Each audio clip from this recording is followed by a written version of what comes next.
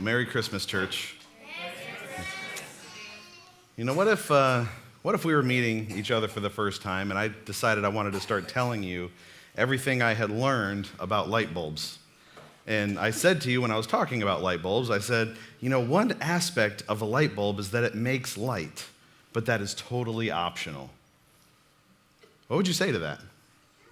You'd probably assume that I have no idea about anything to do with light bulbs, right?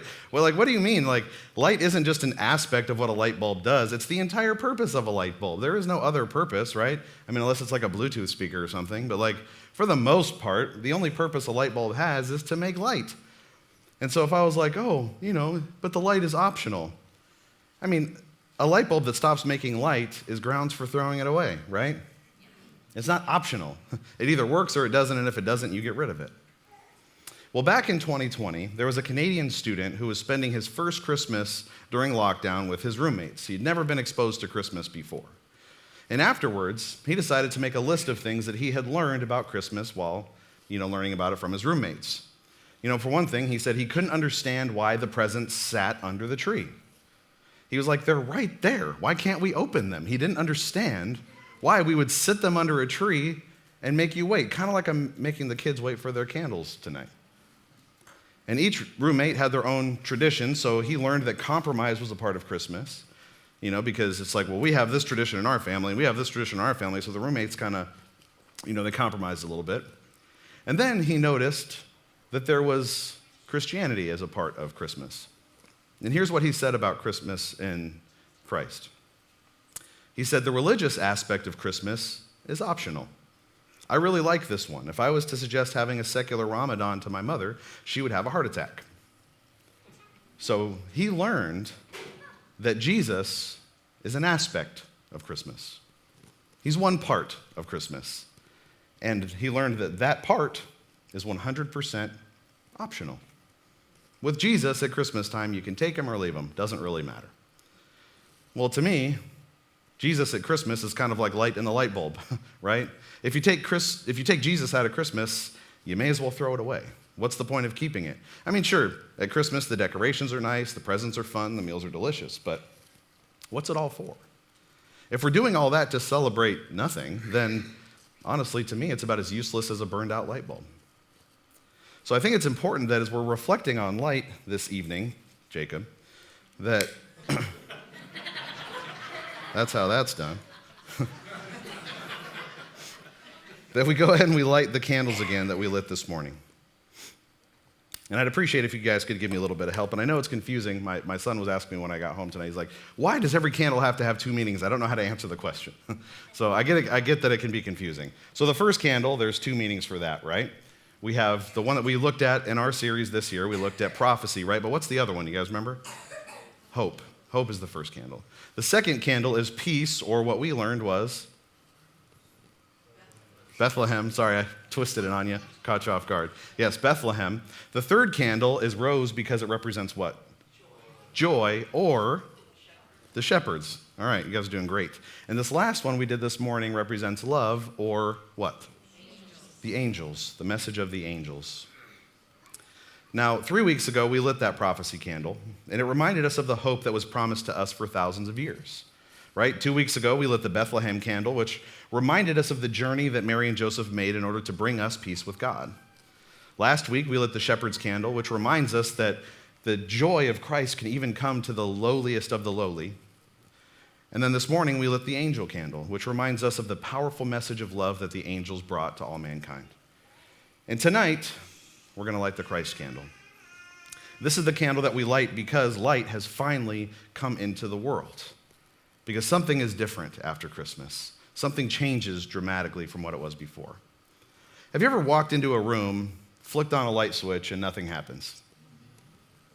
You kind of get that brief moment of like sadness, frustration, confusion. I don't even know what else to call it. Just like, dang it. Now I can't see, and now I have to change something in the dark, right? I mean, that's not a good feeling. See, light seems to be something we take for granted. You walk into a room, you flip a switch, you can see everything just fine, all is good, right? You don't really worry about it. And then when you don't have it, it's like, oh man, I really depend on that a lot. Well, tonight is Christmas Eve, and I want to talk to you about light. And I'm sorry we don't have a U version that we're following tonight. Almost got me. I also don't have any Connect cards for us, but we're going to be in John chapter 1, verses 9 through 14. You can see it on the screen or in the Bible in the seat in front of you. So we're in this passage because John is going to describe Christmas in something of a unique way, something that some of us may have not really considered before. Here's what John says about Christmas Eve. Let's turn to John chapter 1, verse 9. It says, "The true light, which gives light to everyone, was coming into the world." The process of light coming into the world, that's what's going on Christmas Eve. And so here we were on this earth, sitting in the dark, waiting for light to come. And the world knew, or didn't realize, that Christ was on his way. That night, as Mary was feeling her labor pains, she knew for sure that Jesus was coming. Light into the world. Everything was about to change. But then John explains a little bit about how dark the world actually was in verse 10. John says, "He was in the world, and the world was made through him, yet the world did not know him. He came to his own, and his own people did not receive him."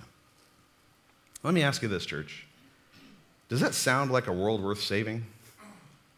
A world that rejects her king? Desires everything contrary to his goodness? A world that has no interest in the God of heaven? I mean, not to me. Doesn't sound like a very promising thing to go after. And yet, if we look here in verse 12, we see this. It says, "But to all who did receive him, who believed in his name, he gave the right to become children of God, who were born not of blood, nor of the will of the flesh, nor of the will of man, but of God." So you have total darkness, disinterest, rejection on one side. And then at the end of this, Jesus gives people from that dark place the right to be called what? Children of God? How do you go from that kind of darkness to being a child of God? It makes no sense. I mean, think about it. What does light actually do? You know, when I was in high school, I took drafting as one of my classes, and our teacher was actually divorcing the vice principal at the time, and it seemed like he wanted to stick it to her every chance he got. And what he would do is he would come into class first thing, he'd take attendance, and he'd leave, and we wouldn't see him the rest of the class period. And none of us were going to complain. We're a bunch of guys that get to do whatever we want now because the teacher's gone, right? So we wouldn't see him the rest of the period. Now let me ask you this. What do you think was going on in that classroom full of teenage boys with no teacher in there? Here's what would always happen. This was a classroom that used to be a shop class, so there was no windows in there, right? And some kid would come strolling up to the front, getting ready to sharpen his pencil, and then bam, he'd shut the lights off. The room would go black. And instantly, if you weren't quick enough to dive under your desk, rulers and protractors and books would just be flying around the classroom like crazy. You'd hear it whizzing past your head. It was like, oh man, I just got under there just in time. It was pandemonium for like 30 seconds, a minute, whatever. And then it would get quiet, and you'd hear moaning and, whatever else. And then someone would turn the lights back on, and you'd see things for what they really were. Some kid would be like mid-throw, or, some kid would be, getting ready to throw or whatever. You'd see others hiding or bleeding or whatever, right? And that's what we would do every day. I don't know why. But I can tell you this.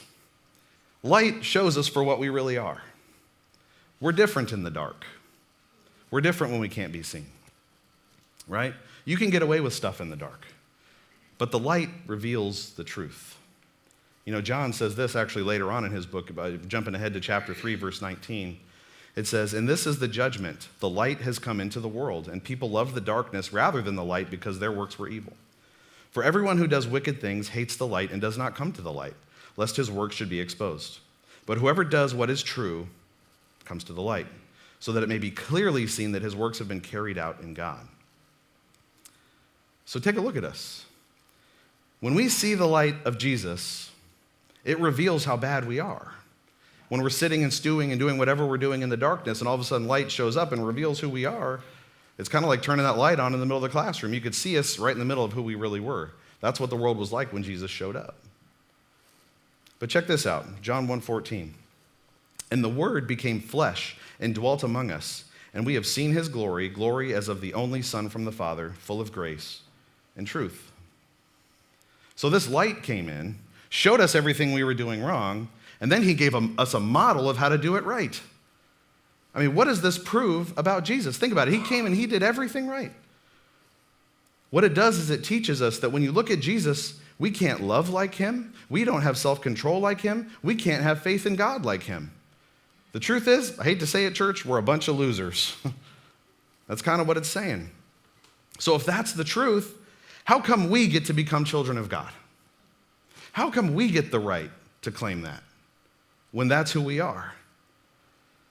Well, actually, the answer is really the title of our Advent series, all 24 lessons that we've been doing up here. The series is called Upside Down because that's what Jesus did. He came into this world and turned everything upside down.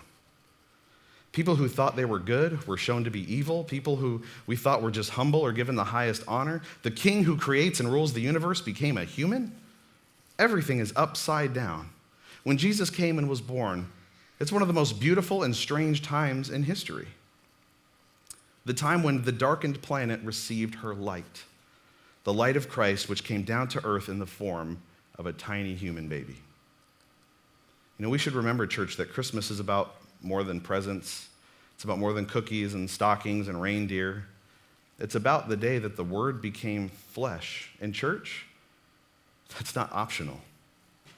That's what Christmas is all about. Not only is it the center of Christmas, it's the center of every good thing that has ever happened to mankind throughout history. That's what Christmas is all about, the coming of our Savior. And so as we gather together here on Christmas Eve, the day that the light came into the world, let us remember that it is his light that changes everything.